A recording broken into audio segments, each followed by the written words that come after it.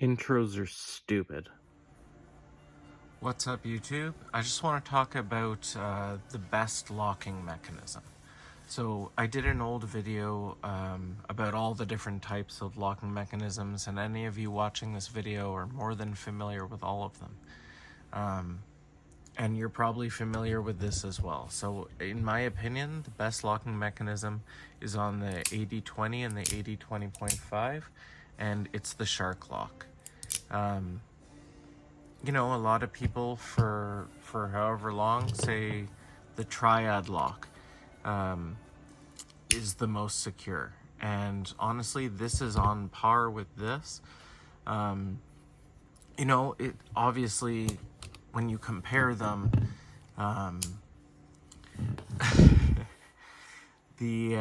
this is going to be more secure than this, but if you made this the same size as that, well,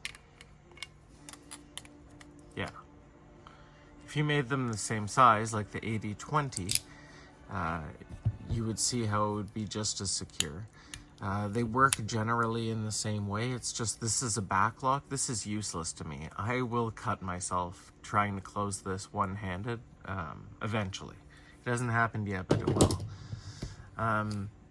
You know, the only downside to this locking mechanism is that technically, like, no matter what, this would be considered a flick knife or a gravity knife or whatever. I would imagine, I'm not sure if like the locking mechanism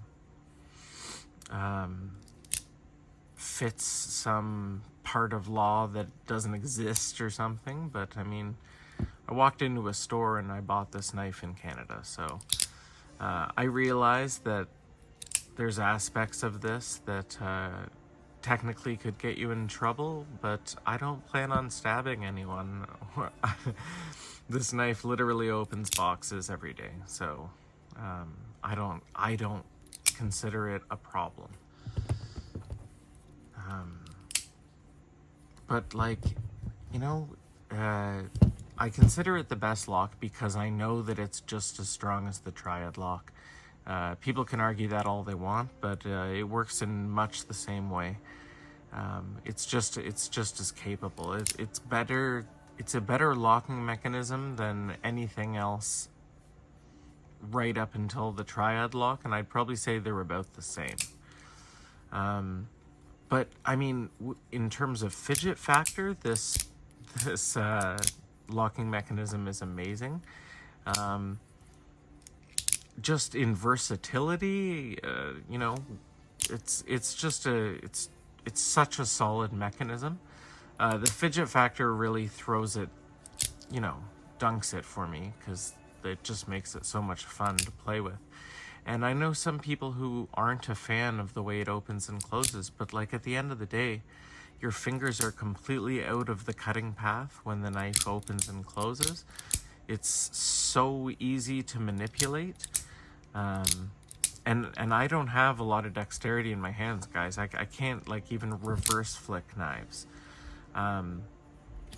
But this thing is just magnificent. Like, there's nothing else works. The only thing that's close to that, to the way the knife functions, is a button lock, in my opinion. But a button lock or a plunge lock is not even close to as strong a locking mechanism as the shark lock. So I just, you know, you guys, everyone talk about your favorite locking mechanisms, but just consider the fact that fidget factor is a big part of it for me.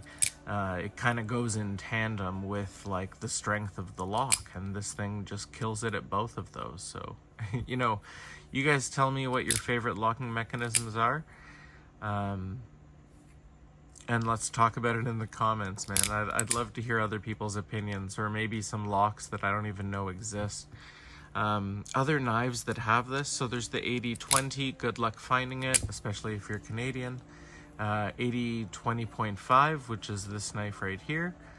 But then there's also, and I don't have one of these, sadly, yet. But Flytanium, correct me if I'm wrong, but I believe it's, so the knife is called the Arcade, and it was made in tandem with Flytanium and Demco. But it might be Flytanium and someone else. I mean, obviously Demco is involved, but I mean to like produce the knife. But the knife looks very cool. It has a totally different look than the 80-20 and the 80-20.5. And it comes in a bunch of different configurations, and it just looks really cool. But guys, yeah, that's my opinion. Best locking mechanism, hands down, is the Shark Lock. It's just simply the strongest, most versatile, fidgety locking mechanism on the market. So